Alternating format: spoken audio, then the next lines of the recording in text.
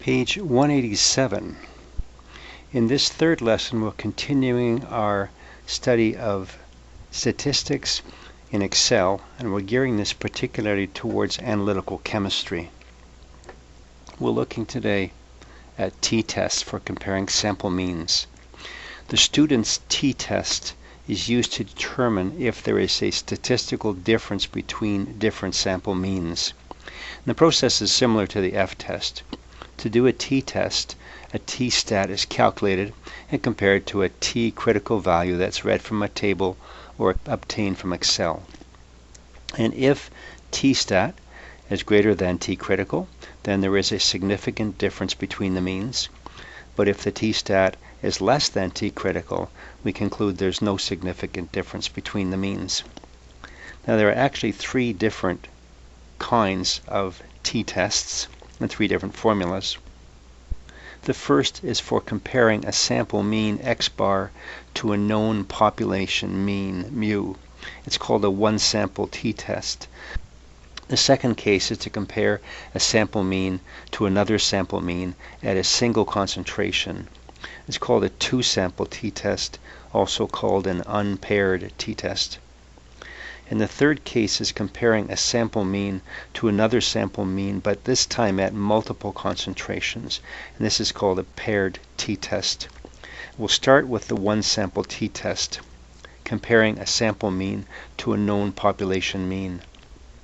So we've already seen how we can estimate the true value of a population mean after determining the sample mean using the student's t-factor and obtained from a t-table at the 95% confidence level. Do you remember this formula? The confidence limits of the population mean are given by x bar plus or minus t times s over root of n. Well, the t-stat is obtained by rearranging this formula.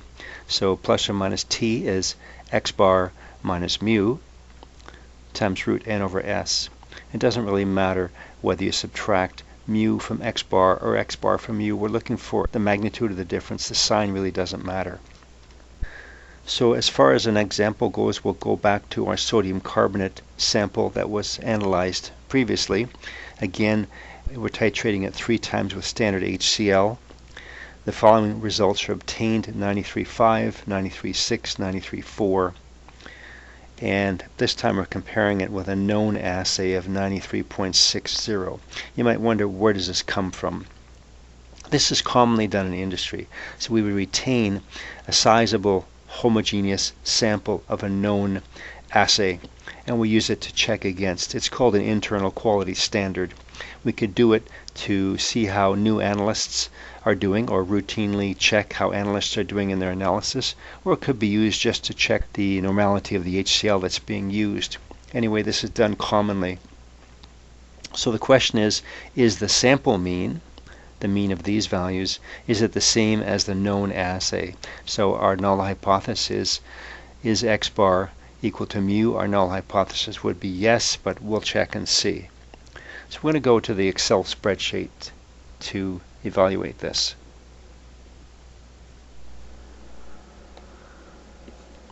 So we're still working on an Excel file called Excel Stats, and the worksheet is called t-test.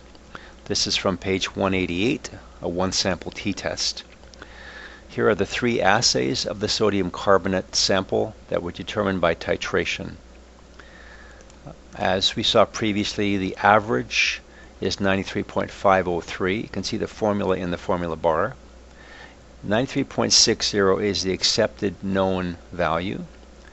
The standard deviation of the 3 samples is determined from equals STDEV dot S over the range.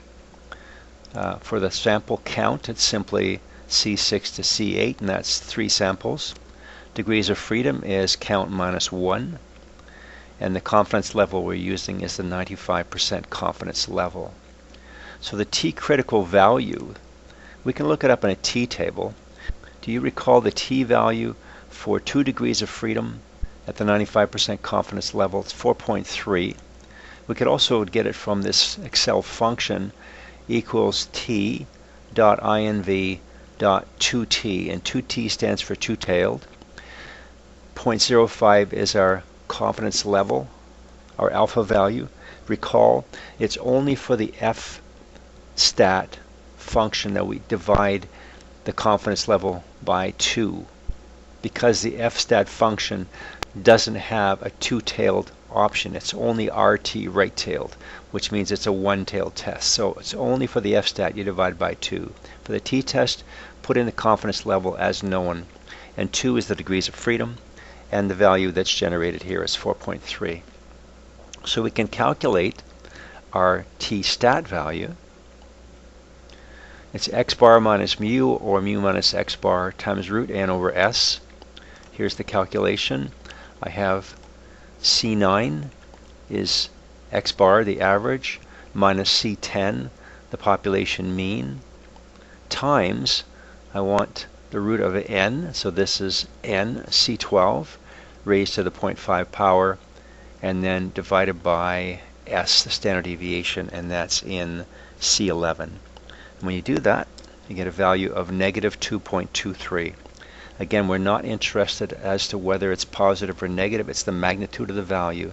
Is the magnitude of the value less than t critical? If it is, we accept the null hypothesis and say the means are equal. And in fact, they will be.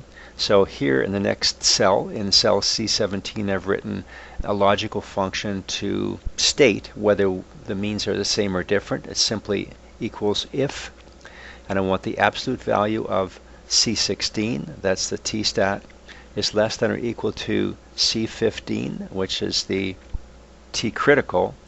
Then I want Excel to say same mean, otherwise different mean, and in fact it correctly decides the means are the same. Excel has a descriptive statistics tool for calculating t-stat and t-critical and giving us the probability of the equivalence. But in order to use it, we have to first tell Excel if the variances are the same or different. And in order to use it, we'll have to lay out as many copies of our known assay as we have samples. So because we have 3 samples, we just make 3 copies of the known assays. Are the variances the same or different? Well, just looking at them, you'd have to say the variance of the known values is 0, because these are exactly the same number. And so clearly the variances of the 2 data sets have to be different. But let's look a little further into it. Recall how you calculate the f-stat. It's the ratio of the variances, the larger variance divided by the smaller variance. I didn't even calculate it because I'd be dividing by 0 here. Variance 2, the smaller variance, is 0. And this would give me an error message, division by 0. We can calculate the f critical value at the 95% confidence level using this function equals f.inv.rt. And notice how it says right-tailed, not two-tailed, and that's why we have to divide our confidence level at 0.5 divided by 2 to give us 0.25. Degrees of freedom are 2 and 2. They'll always be the same because you've got the same number of known samples as assay samples. And that gives us a value of 39. So what do we do with that? We need to calculate an f-stat value to compare it to. Well, we can't do that. Let's not give up. Let's keep going. Let's calculate the probability of the variances being equal. This is the function equals f.test, and just give it the 2 arrays. It doesn't matter what order you give them in. Array 1 is one set and array 2 is the second set. When you press enter, it says the probability is really, really small. I don't know what that number is, but it's probably about as small as number as Excel can generate. It says there's basically no chance that those variances are equal, as we already had suggested. What about the probability of equal means? Previously we decided that since the absolute value of t-stat was less than t-critical, we said that yes, the variances are in fact the same. Now we'll get the probability of their equivalence. And for that, use the function equals t.test. Again, just give it the 2 arrays. Now, these extra values here, let me put them in for you again. So, array 1, array 2, comma. Notice here, one-tailed or two-tailed. You can either double-click on the 2 or type in the letter 2, either way, and then comma. Then it's asking us the type of t-test we're doing. Is it paired? That'd be 1. Is it 2 sample with equal variance? Nope. It's 2 sample with unequal variance, heteroscedastic. So we'll double-click or type the number 3 and close the bracket. And we're told the probability is 16%. What's that mean? Anytime the probability or p-value is greater than alpha value is 0.05, in those cases we accept the null hypothesis and we say the means are the same, as we already concluded up here, but now we're able to say there's a 16% probability that in fact the means are the same. Pretty straightforward, I think, with some practice. Let's look at Excel's function for a t-test. Click on the Data tab, Data Analysis. Notice the choices here. We have a t-test for paired 2 sample, a t-test for 2 sample assuming equal variances. We have 2 sample assuming unequal variances. We have a z-test. Well, we're not doing a z-test, so it looks like this is it here. 2 sample assuming unequal variances. Say OK. Enter the range of values, including the labels. It doesn't matter the order that you put these in. For the f-test, you had to put the larger variance group in first. It does not matter for the t-test. Variable range 2, I'll take the known values including the label, check off labels. The 95% confidence level means we use an alpha value of 0.05. For an output range, click in this cell and then select the top left-hand corner of where the display will be and say OK. So it's going to overwrite. I have some stuff here, that's okay. And there it is. Let me just tidy this up and then we'll look at it. So here's our output t-test, 2 sample assuming unequal variances.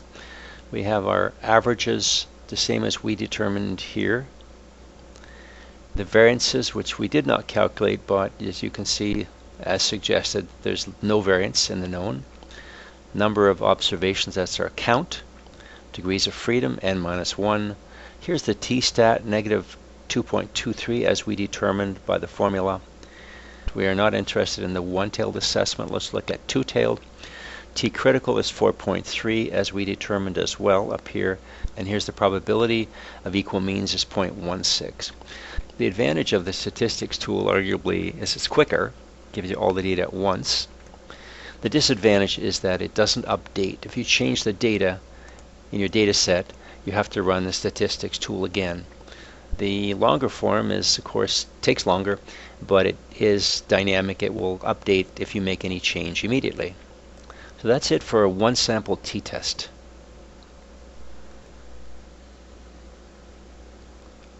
This is page 189. Let's look at a 2 sample t-test, sometimes called an unpaired t-test. A common application of an unpaired t-test involves replicate analysis of the same sample by 2 different analysts. This is sometimes called a round robin, part of a QA regimen. We did this at work. Headquarters in the States had a large homogeneous sample. They'd send out portions to various satellite plants in US and Canada. We didn't know what the assay was. We'd all analyze it and send it back, and they'd compare our results. Another application is analysis of the same sample by the same analyst, but using 2 different methods of analysis, as we did earlier, the analysis of chloride in river water by ISE and the Moore method. In either case, before a 2 sample t-test can be run, we have to determine if the variances of the sample are equivalent, because the formula for the t-test changes depending on that. Now the same basic formula is applied. It's t is equal to the difference between 2 means times root n over s. But what s do we use? We have 2 different data sets. We're going to have 2 different variances. So here is the s value that's used. It's called the pooled standard deviation, s pooled. Notice they're using both variances, and they're considering the number of samples that each apply to and taking the root to get this standard deviation. So our formula here basically becomes t is equal to the difference of these means divided by our pooled standard deviation, and instead of multiplying by root of n, we divide by 1 over the root of the two n1, n2 values. This is very similar. This is the t-stat formula that's used when variances are equal. What about when they're unequal?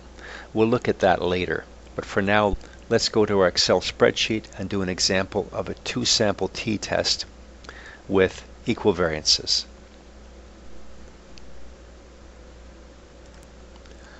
So here on our Excel spreadsheet, we have the data set that we saw previously and also again on page 190. We're doing a two-sample, two-tailed t-test. So here's the analysis of chloride and river water by ion-selective electrodes. Here it is by the Moore method, 7 samples and 6 samples respectively. The average of the Moore method is 24.1 ppm, and the average of the ISC is 27.0 ppm. So here we have two means, and the question is the difference between these two means just due to random error, or is there in fact a significant difference between the two values? And we're going to use the t-test to determine that at the 95% confidence level. Since we've typed these functions out many times, I'm just going to show you the results as we go. I calculated standard deviation equals stdev.s for each data set, C28 to C34, and D28 to D34. Don't worry that there's no value here. Excel just ignores it. The variance equals var.s for the same ranges. You can see that the variance for the Moore method is greater than the variance for the ISC. Here's our averages and the number of samples using the count function, 7 and 6. Degrees of freedom is n minus 1. Alright, so the probability of equal variances. In order to use Excel's Descriptive Statistics tool, we need to determine ahead of time if the variances are equal or different. For expedience, we'll use this f-test, equals f-test array 1, array 2, and just choose the two arrays, and we're told the probability is 0.20 or 20%. And again, whenever the p-value is greater than the alpha value, we accept the null hypothesis, so we're going to say that the variances are in fact equal. So now we know we can use these formulas that are appropriate for a two-sample t-test with equal variances. Here's the formula for the pooled standard deviation. Typing this in as one piece looks a little bit messy, so what I've decided to do is instead calculate the variance pooled, which would just get rid of the root sign, and then after we get the pooled variance, we'll take the square root to get the standard deviation pooled. So here's the calculation. It's pretty straightforward. It's variance of one set. Here I have C36 is the variance of the first set of data, times the degrees of freedom, which is here C39, plus the variance of the second set, which I have here as D36, times the degrees of freedom of the second set, which is D39 here, 5. And there's the numerator, and then divided by the number of samples minus 2, that's the degrees of freedom for all the samples. That's 13 minus 2 is 11. And so our pooled variance is 0.33. And what I need is the pooled standard deviation. That would simply be the square root of the variance, because the variance is the standard deviation squared. So the standard deviation is the square root of the variance. Okay, so I need a t calculated. Here's the formula for calculating t. It's the difference of the two means, C37 and D37, in the numerator, divided by our pooled standard deviation here in C42, and then times the square root of the inverse of our number of samples. That would be 1 over C38 and 1 over D38. And so our t calculated is 9.1. That's kind of large. We need t critical. What's the t critical value at the 95% confidence level for 11 degrees of freedom? You can read it from the table. 11 degrees of freedom, it's 2.2, and clearly that's much smaller than our t calculated. We can see right away that these two means will in fact be different. We could also use this function and I have it here, equals t.inv two-tailed. The alpha value is 0.5, degrees of freedom is 11, and we get a value of 2.2, just as from the table. And we have our logic function that says if the absolute value of the t stat is less than or equal to the t critical, then we say the means are the same, otherwise different means, and the means are different. And finally here, what are the probability of equal means? Well, that's simply a matter of, let's take you through that, equals t-test. And we enter our two arrays, array 1 and then array 2. Then we have a couple of choices. Let me delete these and show you what you have here. So that'd be comma. So is it one-tailed or two-tailed? So it's two-tailed, so either double-click on the 2 or type in the number 2. Then comma. Is it paired? No. Is it two sample with equal variances? Yes, it is. It's homoscedastic. So it's 2, close bracket, enter. And we're told that's the probability. That's 2 chances in a million. Maybe you've heard the expression, you got 1 chance in a million. Well, this has 2 chances in a million of being the same. Those means are clearly not the same anytime the p-value is less than the alpha value of 0.5, and we'll conclude that the means are different. Let's look at the Descriptive Statistics tool in Excel on the Data tab. Under Data Analysis, we want a t-test, 2 samples, assuming equal variances. That's what we're dealing with. Say OK. Enter the 2 data ranges. The order does not matter for our t-test. I'll include all the data and the label. Same for the other data set. I'll make sure I check off labels. The alpha value is 0.5, that's correct. The output range, click in the cell that represents the top left-hand corner of the display and say OK. Overwrite, yes, that's fine. So here's our data. Let me clean it up and we'll take a look at it together. Alright, so here's our output. We have the means, same as we calculated. The variances 0.17 and 0.53, looks good. Number of observations. Here's the pooled variance, 0.33, the same as we calculated using our formula here. And then degrees of freedom is total number of samples minus 2 is 11. Here's the t-stat, 9.05. We calculated the same from the formula. And we're not interested in a one-tailed test. Let's look at the two-tailed test data. We're told that t critical is 2.2, and that's much smaller than t-stat, just as we got, 2.2, and the probability is like 2 in a million. So there's Excel's Descriptive Statistics tool output versus the long-form calculation for a 2-sample, two-tailed t-test with equal variance. What do we do if the variances are unequal? Let's go back to our notes and take a look at that. So looking back on page 189, for 2-sample t-tests with unequal variances.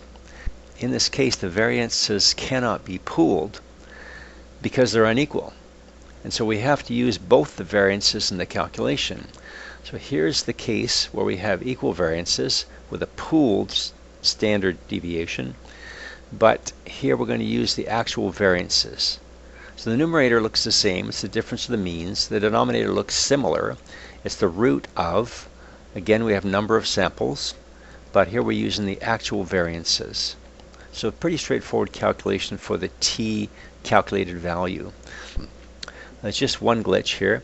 We need to know the number of degrees of freedom to look up the t critical value from a table or to calculate it using a function. But the degrees of freedom is just not n minus 2 in this case. This is the calculation for degrees of freedom. In fact, this is one of several different calculations that are used. It's not so difficult, but it is tedious to type into Excel. It uses ratios of variances divided by number of samples in various combinations. And I want to point out there are several different calculations for degrees of freedom are used, and that reflects the fact that the method is simply an approximation. Now Excel rounds the calculated degrees of freedom to the nearest integer, whereas Minitab will round down to the nearest whole integer. So for example, Excel would round a calculated degrees of freedom of 4.7 to 5, whereas Minitab would round it down to 4. So let's take a look at a calculation for two-sample t-test with unequal variances on our Excel spreadsheet. So from the example on page 191, I borrowed the data from the analytical textbook by David Harvey, and he's showing the analysis. Actually, it was a sodium carbonate sample again by two different analysts. Both of them analyzed it 6 times. And the standard deviation and variance for analyst 1 are here, and for analyst 2 is here. You can see by looking at this that analyst 1 was much more precise than analyst 2. Here are the averages, 86.83 versus 82.72. So the question is, are these two means the same, differing only by random variation, or in fact are they statistically different means at the 95% confidence level? Here are the number of samples, degrees of freedom for each. Alright, so we need to first determine if in fact the variances are unequal, because these are the formulas we want to use for unequal variances.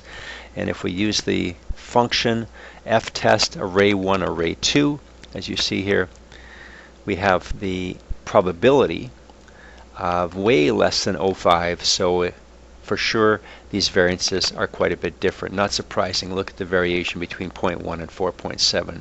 Very, very different indeed. Alright, we need to calculate the combined degrees of freedom using this formula. Looks kind of messy here. I've typed it out.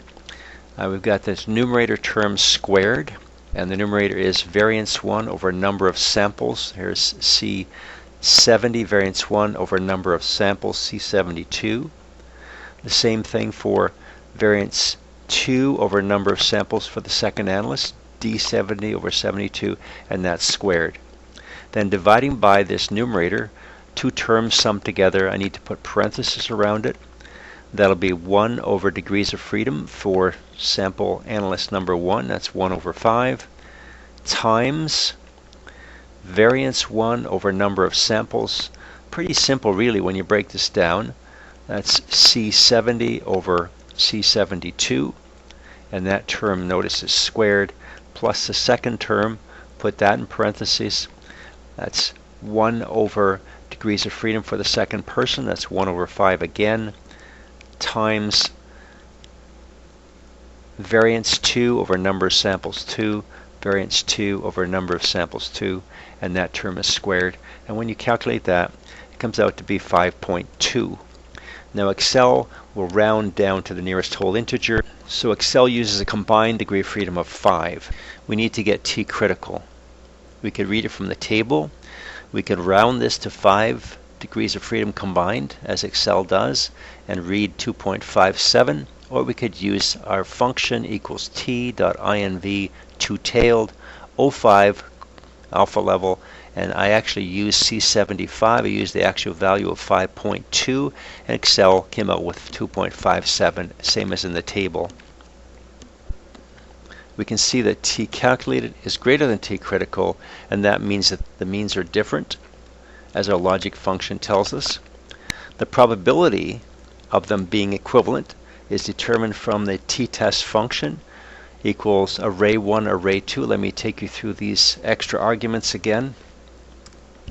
So comma, we're asked is it one-tailed or two-tailed. Either type in the letter 2 or double click on 2. Comma, we have 3 choices. Is it paired? No. Equal variance? No. Unequal variance? Yes. Double click 3 and enter. The probability is 0.05. That's 10 times less than our alpha value of 5% or 0.5. So again, we reject the null hypothesis and conclude that the means of these two analyses are different. Let's look at Excel's tool for this. On the Data tab, Data Analysis, we want a two-sample t-test assuming unequal variances. The order of addition doesn't matter, but include the labels. Analyst 1, Analyst 2, labels 0.5 is alpha. The output range, top left corner, say OK. Overwrite, yes. Let me clean this up and we'll talk about it. Alright, so here's the results of the Descriptive Statistics tool. We see the means, same as we calculated. Here's our variances, same as we calculated. Number of observations. Degrees of freedom, we calculated 5.2. Notice that Excel rounded that exactly to 5. T-stat, using this calculation, is 4.61, same as we got. We are not interested in the one-tailed results, but take a look at the two-tailed results. T-critical, 2.57. That is less than T-stat, so we have to reject the null hypothesis and conclude that the means are actually different. And the probability that they are the same is 0.6%. That's pretty close to what we had, 0.5%. All right. Just before we leave this example, let's go back and take a little closer look at the data generated here.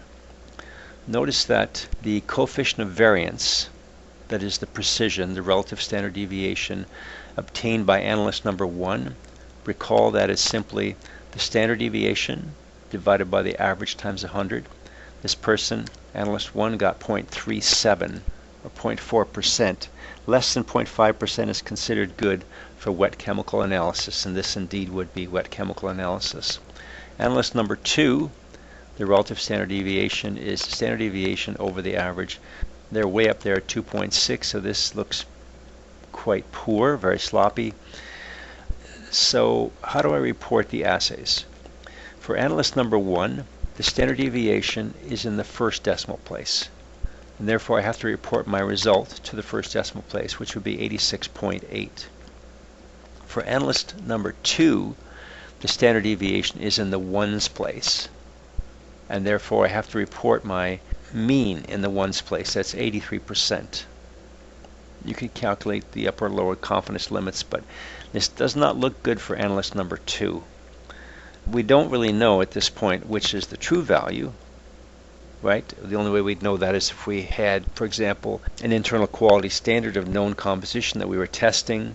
For all we know, analyst number 2 might have got lucky and got the right answer, and analyst 1 with all her precision is precise but inaccurate. This doesn't answer the question whether they're accurate, only whether these two means are in fact the same.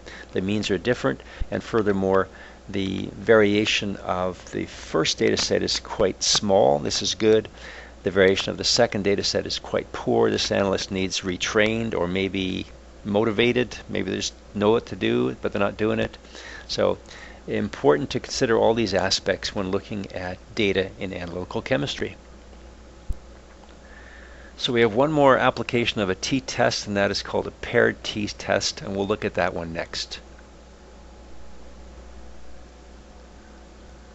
So on page 192, we're looking at a two-sample paired t-test. So in the laboratory, it is common practice to validate analytical results by comparing methods at multiple concentrations using a paired t-test rather than just a single concentration as we did in the unpaired t-test. But the t-stat is calculated differently in this case. So the difference d between each pairs of measurements on each sample at different concentrations is calculated. And then the average difference, d bar, is calculated. And individual deviations of each from d bar are used to calculate the standard deviation. Wow, that's hard to say, but here's the formula. Hope this makes sense. We're talking about the standard deviation of the differences. It is the root of the sum of the square of the difference of each particular deviation between pairs and the average deviation of all the pairs over n minus 1. And degrees of freedom is simply n minus 1, and n is the number of pairs of data. And we'll put these in formulas in Excel and work it out. Let's take a look at a spreadsheet for that. So here on our spreadsheet we have a calculation of a paired t-test. This data was borrowed from Vogel's textbook of analytical chemistry. This is the analysis of iron ore. 5 different samples analyzed by 2 different methods. And notice how the analyses are similar but not exact. We need to determine if the variances of the two methods are the same or different. We'll talk more about that after, but we can do that easily using our equals f test array1 array2 function. Just entering the data. The probability for this works out to be 97%, which is much greater than the 5% 0.05 alpha value. So indeed these variances are the same, and that's good. Equal variances are required for this calculation. So we need the differences between the two methods for each sample. So simply the difference, doesn't matter the order, all the way down each one. And then we got the average difference is the average of these differences. N is the number of pairs of samples, that's 5. The degrees of freedom is 1 less than that. Now here's our standard deviation of the differences. We simply use the standard deviation formula, it's shown here, but we're using the standard deviation of the differences rather than the standard deviations of values, but the calculation is basically the same. It's 0.38. We need to calculate a t-value. We use our formula, t is equal to average deviation, here it is, cell E100, times the square root of n, which is in 101, divided by our standard deviation of the differences, which is in cell E103, and for that we get 0.59 is t calculated. T critical, we can get it from the table. For 4 degrees of freedom at the 95% confidence level is 2.78, or we could use the t.inv.2t two-tailed function. 05, 4 degrees of freedom is 2.78. Looking at our data, t calculated is less than t critical, and therefore our logic function states that the means are the same. The probability of them being equal is obtained from this function equals t-test array1 array2. Let's go through that. So enter your two arrays. This is a two-tailed test, so that's 2, comma. This will be paired t-test, that'll be 1, and enter. And that is a 59% probability that these, in fact, have the same means. Let's look at the Descriptive Statistics tool that Excel has for us. On the Data tab, the Data Analysis, t-test paired to sample for means. Alright, so variable range 1, the order doesn't matter but include the labels. Variable range 2, select labels. The alpha value is 05 at the 95% confidence level. The output range right here, say OK. Overwrite, that's OK. Here's our data. Let me clean it up and then we'll talk about it. Alright, so what do we have here? We have the means of the two sample sets. Number of observations sets is 5 pairs, that's correct. We'll talk about the Pearson correlation coefficient in a couple of minutes. Degrees of freedom is the number of pairs minus 1. Our t-stat, negative 0.59, the same as we calculated. We're not interested in the one-tailed results, but here are the two-tailed results. T-critical two-tailed is 2.78, and that's well above the t-stat, so we can say the means are in fact the same, and the probability that they are the same is 59% as we calculated. So this looks good. We need to jump back to the notes for a minute to talk about this Pearson correlation coefficient. So please note these remarks on page 193. The paired t-test works only for samples that have the same variance. Notice that was one of the conditions that we satisfied. We checked the variances, and the variances were essentially equivalent. It's important because there is no similar statistical approach available for samples with different variances. What are we going to do? Well, other methods, such as a correlation chart, are used. We'll look at that in just a minute. So paired t-test results are only good when determinant and indeterminate errors are independent of concentration of the analyte. So if the concentration changes, the errors might change. That's a problem. If this is not the case, exaggerated differences and average difference values can occur, and these will bias the estimate of the true mean and standard deviation. So for samples that span a small range of concentration, this is not usually a problem. But when paired data span a wide range of concentrations, the magnitude of determinate and indeterminate errors may vary with concentration. And in such cases, comparison is best made using linear regression, the details of which is a subject in a later section of this course. Page 194. Correlation charts. We've seen that paired t-test is one way to compare two analytical methods at multiple concentrations. Well, in addition to a paired t-test, a correlation chart is a visual way of comparing the results of two analytical methods that are used to analyze the same group of samples. Simply plot the results of one method on one axis against the results for the same samples on the other axis. If both methods give exactly the same results, then the line of best fit would be linear. It would have a slope of exactly 1, an intercept of exactly 0, and the RSQ would be exactly 1.0. In practice, this will never happen, but a strong correlation should be evidenced by a close fit of data points to a linear regression line. Here's an example of what our case looks like. So if these two methods give exactly the same results, this line would go through the origin, would have a slope of exactly 1, and the r-squared would be exactly 1. Let's take a look at the correlation chart in Excel.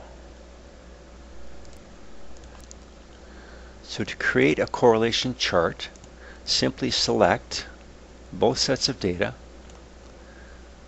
insert scatter plot, just points.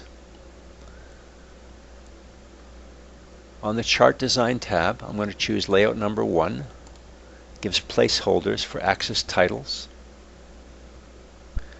Excel plots the leftmost column of data as the X values and the rightmost column of data as the Y values. So the results on the Y-axis, we'll call this method 2, and that would be percent iron in iron oxide ore.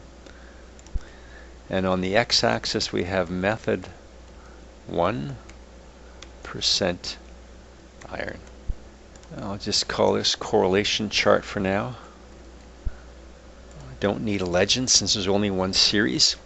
Alright, to get the line of best fit, simply right click on any of the points and choose add a trend line. We want to add a linear trend line and choose to display the equation and display the r-squared value. There's our correlation chart. Notice the r-squared is not 1. It's not a perfect fit. We can see which points fit fairly closely and which ones are a little further away. Please always show 4 decimal places in the r-squared value. This one happens to have 4, but if not, just right click and choose to format the trend line label. That is the label, and you can go to the number, change the category to number, and choose 4 decimal places like that. Always show the minimum possible number of decimal places on the axes. We're not trying to read the graph. This will be number, decimal places. I'll put 0 here, and likewise on the y-axis.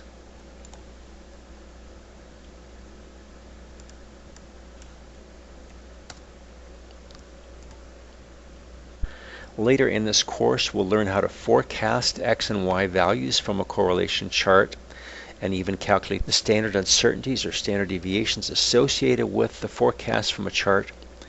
But that'll all be in a little bit later, so that's all we'll say about correlation charts at this time.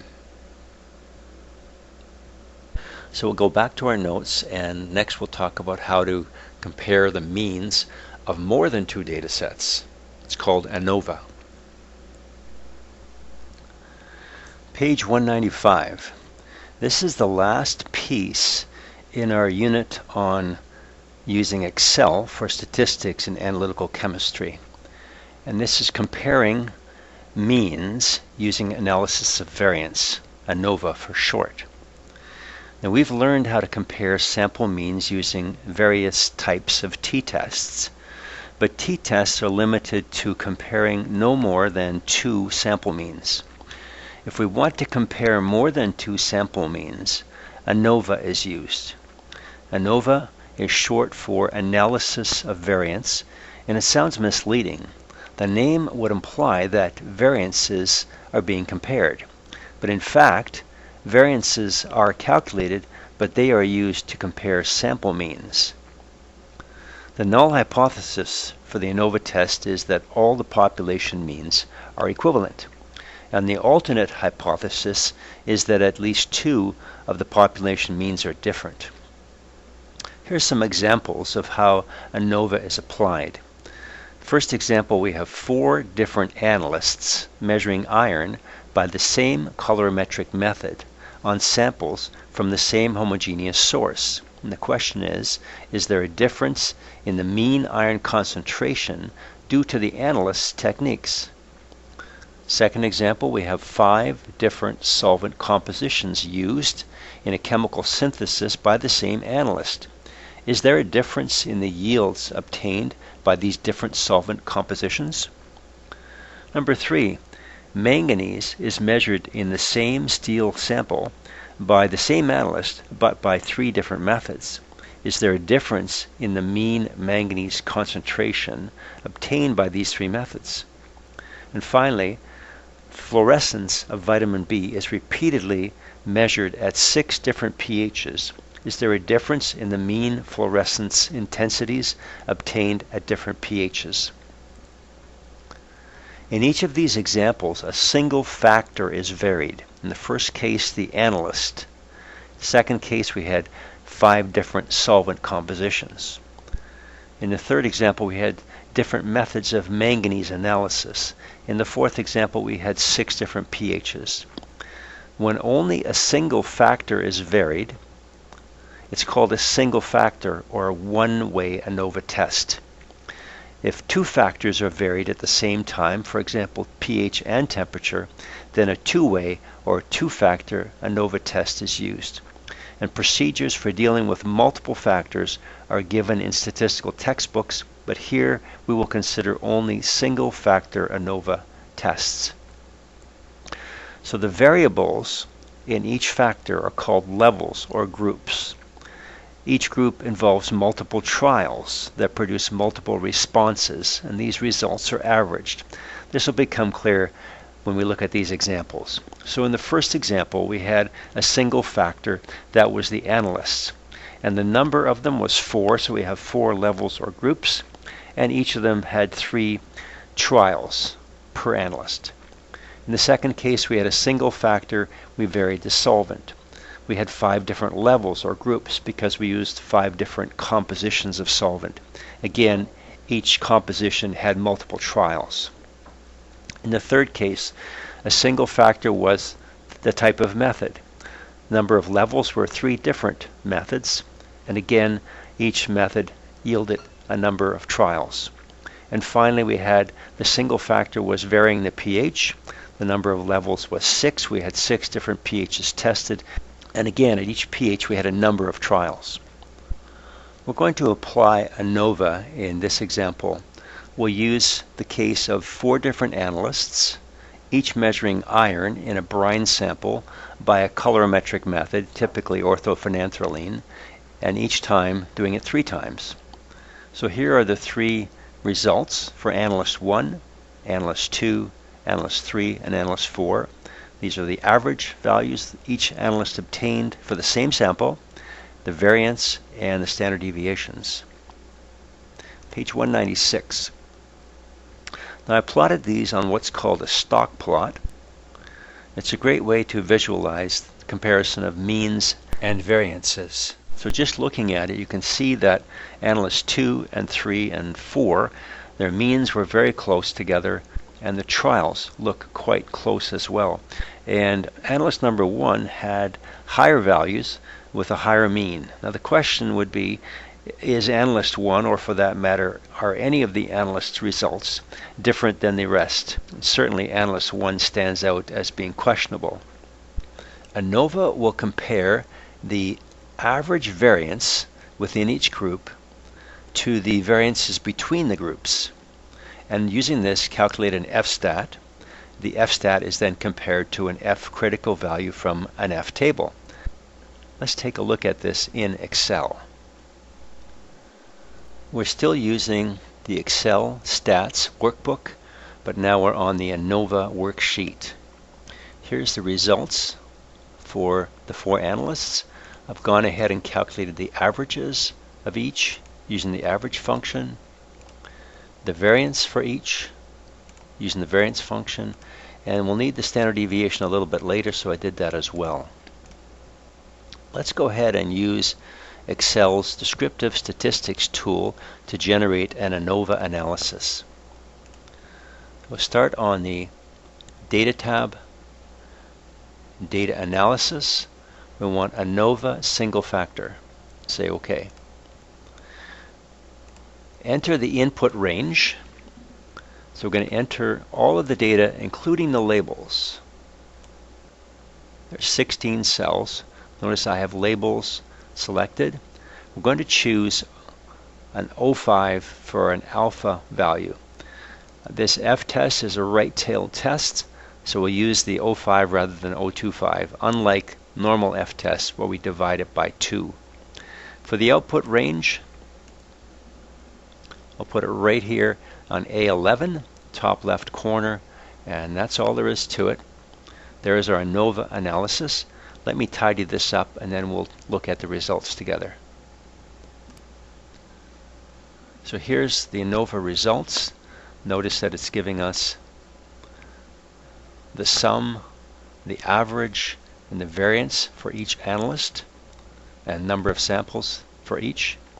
And down here in the Anova section we have the sum of the squares of the differences between groups and then within the groups, divided by the degrees of freedom of each gives us the mean or average sum of squares of differences between groups and within groups. The ratio of these two produces an F-stat 2.57. We're also given the F-critical value of 4.07. We know that when F-stat is less than F-critical, we accept the null hypothesis and conclude that these 4 means are actually the same value. So analyst 1 does not need retrained. And the probability of equivalent means is 13%. And again, whenever the p-value is greater than the alpha value, it means we accept the null hypothesis. We could also obtain the F-critical value using the Excel function equals f.inv, rt for right-tailed, it's one-sided, hence we use 05, and then degrees of freedom gives us 4.066. Let's go back to our course notes. Page 196. So Skoog has a worked example, long form of all the calculations if you're interested in following that. Page 197, Hartley's test for homogeneity of variances. Turns out that Anova's methods are based on the assumption that variances of the 4 methods we tested were in fact equivalent. So that needs to be tested. A rough but easy to apply test for this assumption follows. The largest group standard deviation is not more than double the smallest group standard deviation. Let's go take a look at that. That's why I included it here. So the largest group standard deviation was 0.7 and the smallest was 0.46, and certainly the largest is not more than double the lowest, and so as a rough approximation we can conclude that variances are in fact homogeneous or equivalent. Now there are several statistical methods for testing homogeneity. Hartley's Fmax test, Levine's test, Bartlett's test. We're simply going to look at Hartley's Fmax test for sake of time. For Hartley's Fmax test, we divide the largest group variance divided by the smallest group variance. In our case, that's 0.49 and 0.21. Let's take a look back at that and see those numbers. Largest variance was 0.49, the smallest variance 0.21. We get a dimensionless value, 2.33. If the calculated Fmax test ratio is close to 1, you can stop and conclude that we have indeed homogeneity or equivalence of variance. If the ratio is greater than 1.7, we need to look up in the table. In fact, 1.7 is the lowest value in the table. So compare this Fmax value, in our case 2.33, to the critical value from the Hartley's Fmax table. In the leftmost column, the degrees of freedom column, look up the number of degrees of freedom in each group. That would be the number of trials minus 1. We had 3 trials for each group, minus 1 is 2. So we're looking at the first row for degrees of freedom. Then in the K row, K is the number of levels or groups. In our case, we had 4 different analysts, so we had 4 levels or groups. The intersection of 4 and the degrees of freedom of 2 tells us that the Fmax critical value is 142, and this is much, much larger than the Fmax calculated value of 2.33, so we can assume equivalence of variance, and the results of the Anova should be valid. And to finish up, if Anova indicates that the variances are not the same, the next step would be to determine which variances differ. And to do this, the least significant difference test is used for this determination. And Skoog details this in Chapter 7. We won't cover it in this course particularly. And so this concludes our unit on Excel statistics for analytical chemistry. In saying that we've just completed 3 major lessons on statistics in Excel for analytical chemistry is not to say we won't encounter any more statistical applications. It's quite important in analytical chemistry. We will, in later lessons, look at calculating the standard uncertainty and expanded uncertainty from linear and quadratic calibration curves, also calculating the limit of detection from calibration curves, and even putting error bars on calibration curves. But these won't be the major focus of subsequent lessons. They will be statistical applications that we'll deal with as they arise.